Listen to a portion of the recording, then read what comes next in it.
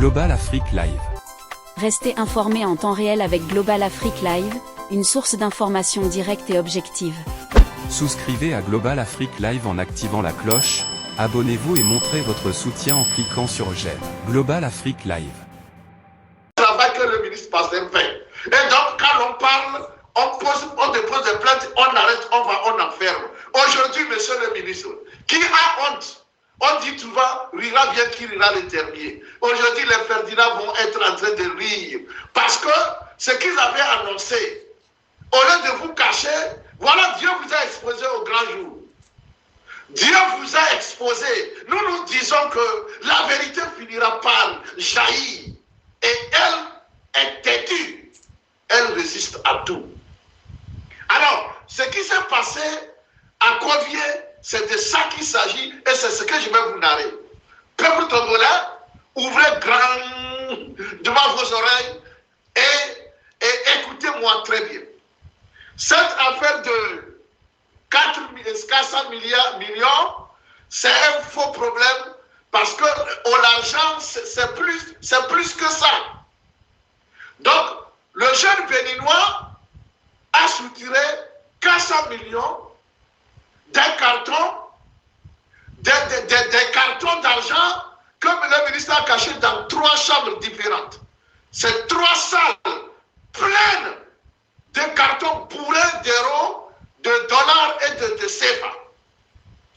Donc, lorsque le béninois a soutiré les 400 millions, lui aussi il s'est permis d'acheter ça, il a été découvert.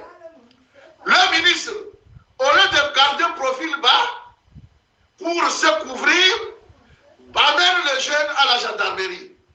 Maintenant, les interrogatoires de la gendarmerie révèlent que, au fait, les 400 millions n'est que moins d'un centième ou d'un millième de ce que le ministre a dans sa maison. Donc, le jeune béninois file le truc à l'oreille des gendarmes. Et les gendarmes remontent, n'est-ce pas, l'information jusqu'au sommet de l'État. Et on ordonna à une unité de la gendarmerie d'aller de façon, il ne sait pas, impromptue, d'aller ramasser tout ce qu'ils m'ont trouvé, n'est-ce pas, dans la ferme de M. Adédié. Voilà, ils arrivent, 3 chambres bourrées de cartons d'argent. Donc, et ils vident tout.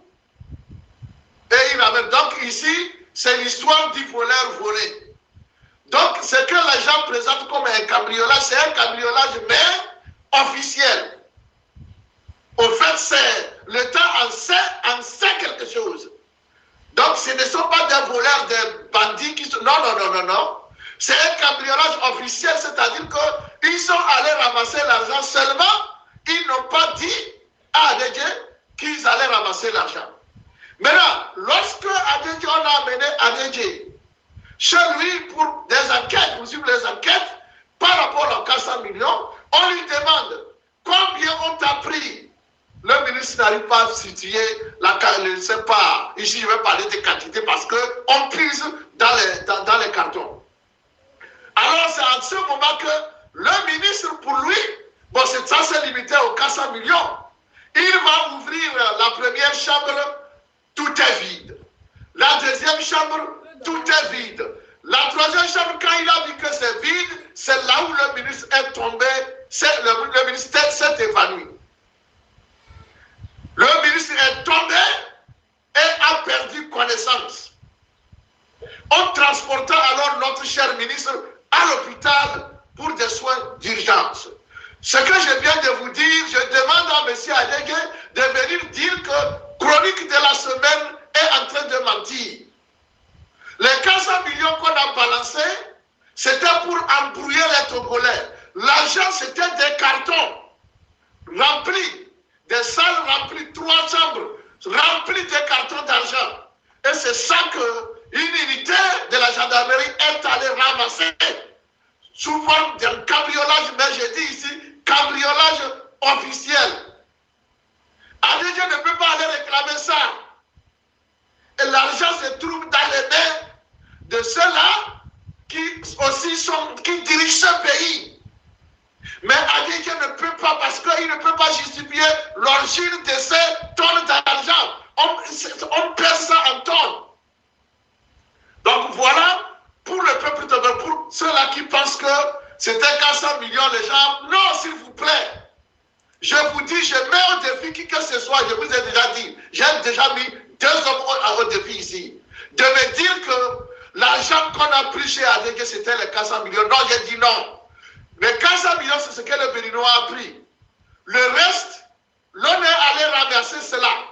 Et donc, lorsque Adéke a vu qu'on a vidé ces chambres dessous là, maintenant dans sa maison, deuxième maison à Tchévier même, il a fait rapidement installer des barbelés électriques pour pouvoir prévenir. Donc, je demande à la même unité d'aller dans la maison d'Adéke à Tchévier. Il y a aussi de l'argent là-bas, plein dans les cartons. Ils n'ont qu'à aller ramasser l'argent là. C'est pour le contribuable togolais. Je vous dis, en dehors de Kovier, à Tchévier, dans sa maison, il a encore de l'argent là-bas. Allez ramasser l'argent là. Et donc, chaque ministre de Fort Gnassingbé a créé une ferme juste pour emmagasiner l'argent volé. Global Afrique Live, l'info en continu et sans langue de bois. Abonnez-vous et cliquez sur la cloche de notification pour ne rien rater.